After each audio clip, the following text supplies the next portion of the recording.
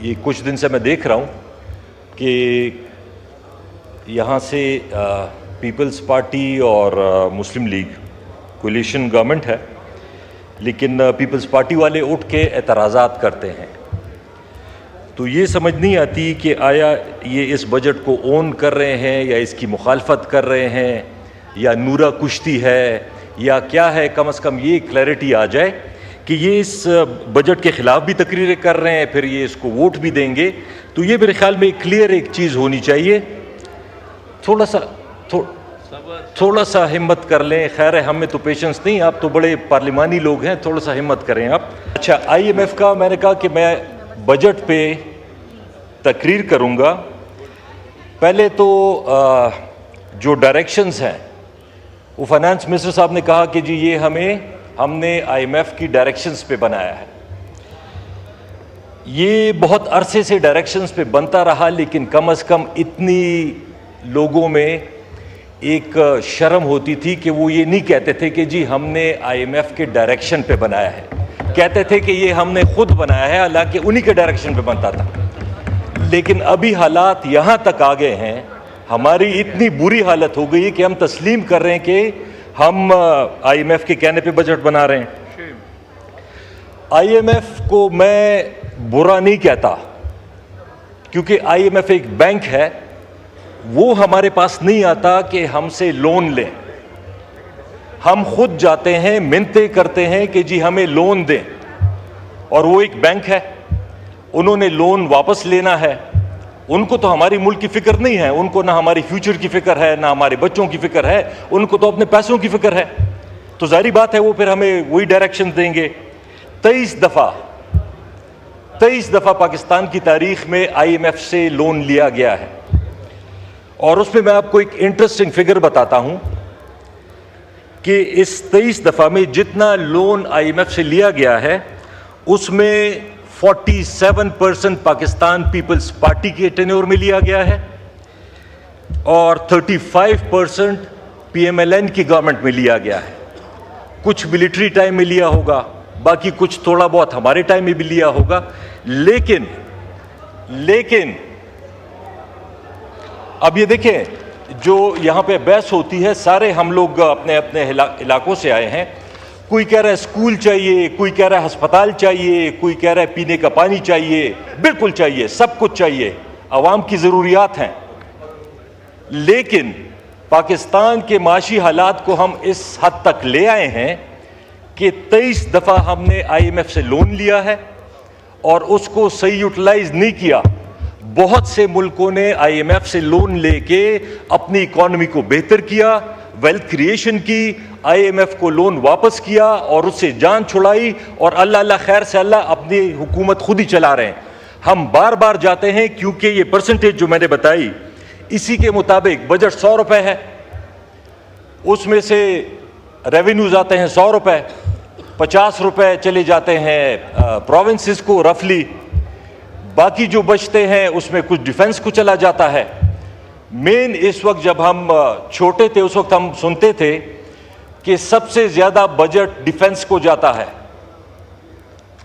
پھر کچھ عرصے سے وہ ڈیفنس کا بجٹ بھی بہت کم لگنے لگ گیا ہے، اور اس کی وجہ یہ ہے کہ سارا ڈیٹ سروسنگ میں جا رہا ہے، قرضوں کی واپسی میں جا رہا ہے، اور یہی 35 سال سے 40 سال سے جو لون لیتے رہے ہیں اور ملک پہ قرضہ چڑھاتے رہے ہیں، اس کی قسطوں کے لیے بھی ہمیں لون لینا پڑ رہا ہے۔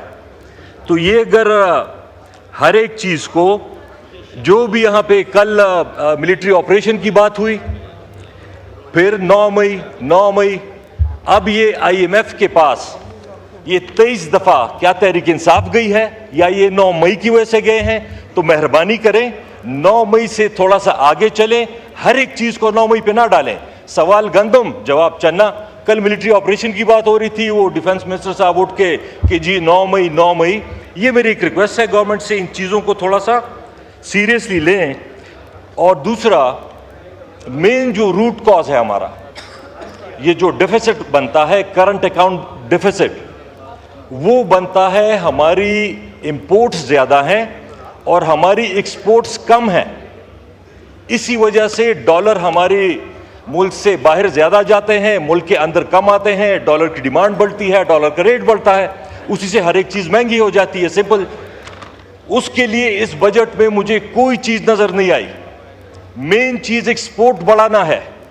بدقسمتی سے ہم انڈسٹری کو نہیں پروموٹ کر رہے. پورا ملک انڈیویجولز بھی پراپرٹی ڈیلر بن گئے ہیں اور ادارے بھی پراپرٹی ڈیلر بن گئے ہیں. اس دفعہ 29% پہ لے کے گئے ہیں اس کو. پوری دنیا ایکسپورٹ پہ ریبیٹ دیتی ہے اور ایکسپورٹ پہ ٹیکس لگا دیا ہے ہم نے. اچھا ہے یہاں پہ لغاری صاحب بھی بیٹھے ہوئے ہیں. انرجی کا بیسک جو ایشو ہے, بہت عرصے سے ہائیڈل کی طرف زیادہ توجہ نہیں دی گئی. جلدی میں کہ جی ہم 2 سال 4 سال اس میں ہم افتتاح کریں اور فیتا کٹے اور اخبار میں تصویر آئے. ہم نے رینٹل پاور پلانٹ, ہم نے فرنس, ہم نے گیس پاورڈ, ہم نے سب کچھ بنا لیے, لیکن ہائیڈل پہ کبھی توجہ نہیں دی زیادہ.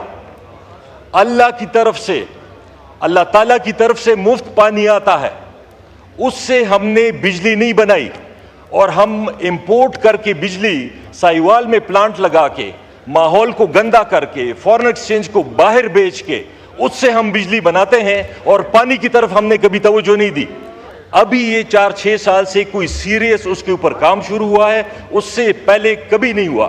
اور اس میں جو ایگریمنٹس ہوئے ہیں ماشاءاللہ, مجھے جو فگرز یہ شاید کریکٹ کر دیں, 47,000 میگا واٹ کلیم کیا جا رہا ہے کہ جی ہماری انسٹال کیپیسٹی ہے. پیک ریکوائرمنٹ شاید 30,000 کی ہے, 17,000 میگا واٹ ایکسیس ہوتی ہے. جو ایگریمنٹس ہوئے ہیں اس کے مطابق عوام اس بجلی کے بھی پیسے بنتی ہے, کیپیسٹی کے مطابق ان کمپنیوں کو پیسے دینے پڑتے ہیں جو کبھی بنتی نہیں ہے. چوری ہوتی ہے, بجلی مہنگی کر کے چوری اور زیادہ ہو رہی ہے. اب سمپل سی بات ہے, میں نے اس دن بھی یہی بات کی کہ جی اگر آپ کا محکمہ بجلی چوری روکنے میں ناکام ہے تو پہلے تو یہ کہاں کا اصول ہے کہ میں چوری کی بجلی کر رہا ہوں اور سزا جو میرا نیبر ہے علی محمد خان, آپ اس کو سزا دے رہے ہیں کہ آپ فیڈر پورا بند کر دیتے ہیں. یہ دنیا کے کون سے قانون میں ہے کہ قتل آپ کا ہمسایہ کرے اور پکڑ لیں آپ کو؟